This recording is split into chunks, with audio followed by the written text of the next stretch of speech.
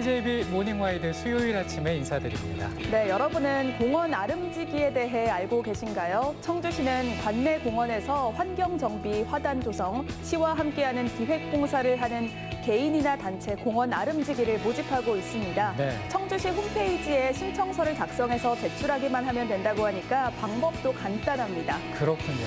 이 공원 아름지기에게는 쓰레기 봉투와 집게 같은 활동 물품 지급되고요. 우수 아름지기에게는 감사패 수여도 있을 예정이라고 하는데요. 작은 힘이 모여서 보다 나은 내일을 만드는 법이죠. 자, 그럼 모닝와이드 뉴스부터 시작합니다. 청주권 철도교통의 미래를 좌우할 4차 국가철도망 계획 확정이 코앞으로 다가왔습니다. 이달 말 발표를 앞두고 청주 도심으로 노선을 끌어들이려고 발족한 범시민 비상대책위원회가 어제 더불어민주당 중앙당을 찾아 약속 이행을 촉구했습니다. 구준혜 기자입니다. 청주 시민과의 약속을 반드시 이행하라, 이행하라, 이행하라.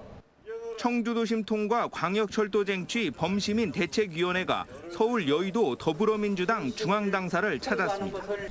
국토교통부가 청주 도심 통과를 포함한 다양한 수정안을 여당에 제시한 정황을 파악하고 긴급 상경 집회를 열었습니다.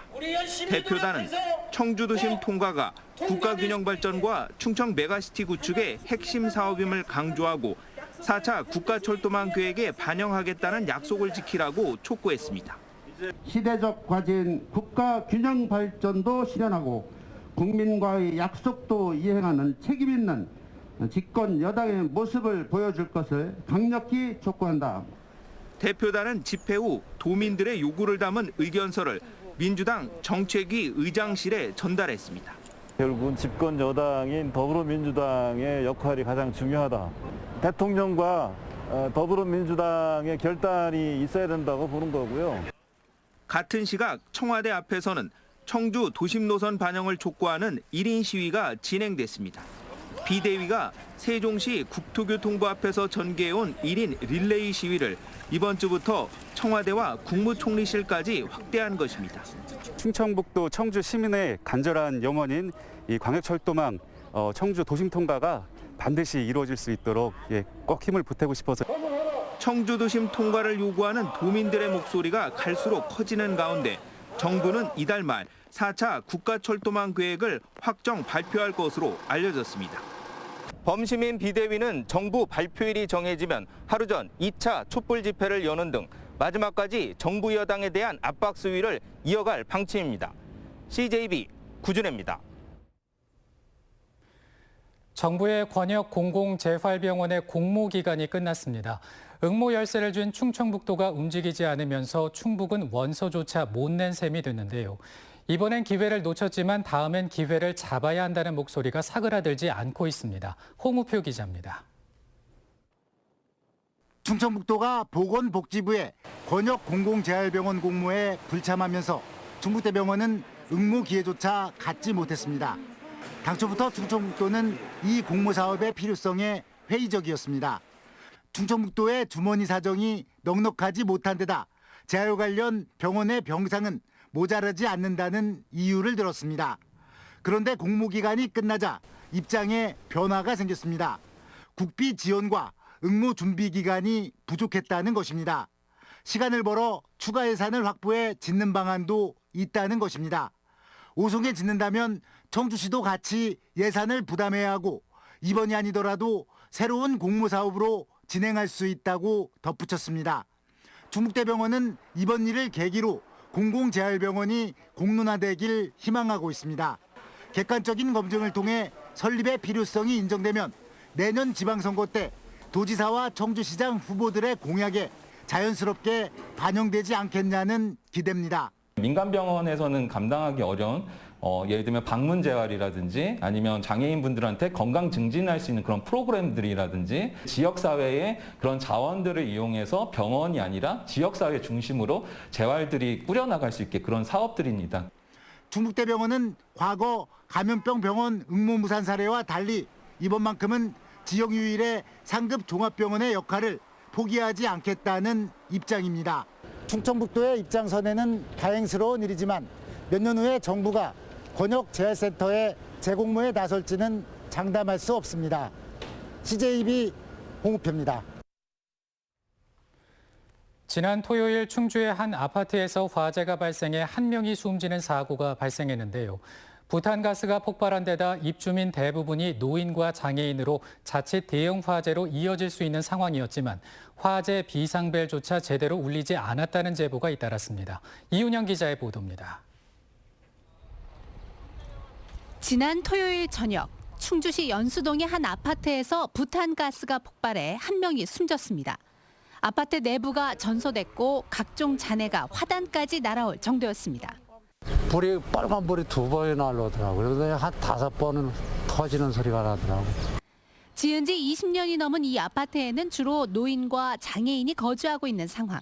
다 연세 나이 한 80 다 넘었지. 그런데 당시 화재를 알리는 안내방송이 제때 나오지 않았고 비상벨조차 울리지 않았다는 주장이 제기됐습니다. 이 아파트 5층에 사는 허성범 씨는 당시 집안에 있었지만 화재가 났다는 사실조차 몰랐습니다.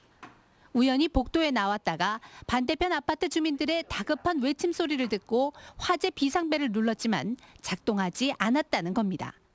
중요한 거는 소방벨이 안 울렸다는 거예요. 제가 뛰어다니면서 양쪽 라인에 2개가 있잖아요. 대피하면서 불렀다고 나오시라고 하시면서 눌렀거든요, 분명. 5층에 분명히 흔적도 있고 네, 그래서 제가 사진을 찍어놨어요. 화순이 했던 거예요. 이웃 주민들의 증언도 이어졌습니다. 안 울렸어요. 저희 파워하는 소리 듣고 뭐지 이러고 내려봤는데 어떤 분이 길 건너서 불렀다고 막 그래가지고. 이에 대해 아파트 관리사무소 측은 안내방송도 했고 10층에 있는 비상벨은 울렸다는 입장입니다. 최근 대형 화재가 잇따르는 가운데 노후 아파트의 소방시설 안전점검이 더욱 절실해 보입니다. CJB 이윤영입니다. 갯돈 17억여 원을 가로챈 70대에게 중형이 선고됐습니다. 개주는 9개의 개를 동시에 운영하며 갯돈을 돌려막기 해온 것으로 드러났는데 피해자만 40명에 달하는 것으로 조사됐습니다. 이태현 기자입니다.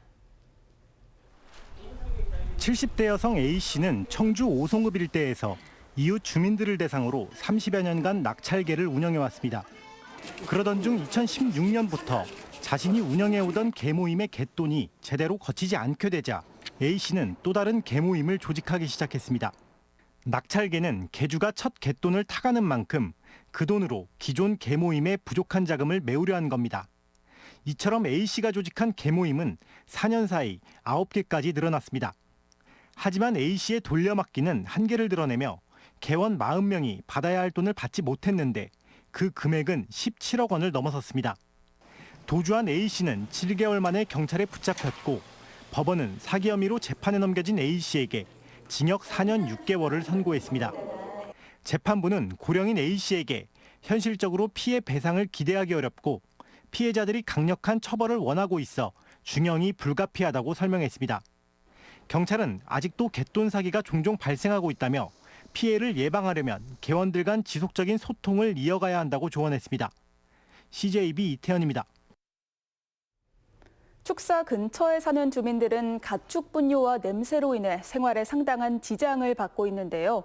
축사들이 마을과 먼 곳으로 옮길 수 있도록 규제를 풀고 인센티브를 주는 조례가 청주시 의회에 3번째로 올라왔는데 의견이 정확히 둘로 갈려 또다시 부결됐습니다. 조용강 기자입니다. 청주시의원 12명이 공동 발의한 가축 분뇨 관리와 이용에 관한 조례 일부 개정안은 한마디로 마을 밖으로 축사를 빼내자는 겁니다. 내년 말까지 한시적으로 주거 밀집 지역에서 상대적으로 인가가 적은 3km 이내의 지역으로 축사를 이전하도록 허용한다는 겁니다. 지금은 불가능한 가축 사육 전부 제한 구역으로 축사 이전을 허용하고 축사주에게는 130%까지 축사를 증축할 수 있도록 했습니다. 3월 첫 발의 때 부결, 지난달에는 자진 처리된 뒤 3번째 상임위에 올라온 조례는 이번에도 뜨거운 감자였습니다. 대표 발의한 의원은 축사로 인한 시민 피해를 줄이기 위한 조치라고 주장했고 축사의 가장 큰 문제점인 축사 허가구역에 축사가 다 몰릴 수밖에 없는 이 구조를 어느 정도는 해결할 수 있는 반대 의원들은 이전 지역에서 또 다른 피해가 발생할 수 있고 특례 전에 축사주의 자구 누력이 먼저라고 주장했습니다. 환경권과 주거권, 사업권 등이 복잡하게 얽혀 있다 보니 집행부조차 축산과 환경부서로 의견이 갈렸습니다. 어떤 결론을 내서 의회에다 제시를 해줘야지 이렇게 의회에 자꾸 조례를 올렸다 철회했다 올렸다 이런 부분은 앞으로도 우리 행정에서도 좀 심사숙고해 주시길. 표결 끝에 축산 조례는 상임위 의원 4대4 동수로 다시 부결됐습니다. 축산조례 개정안은 오는 30일 임시회 본회의에 상정돼 의원 전원 표결에 붙여지는 방안이 추진되고 있습니다. CJB 조윤광입니다.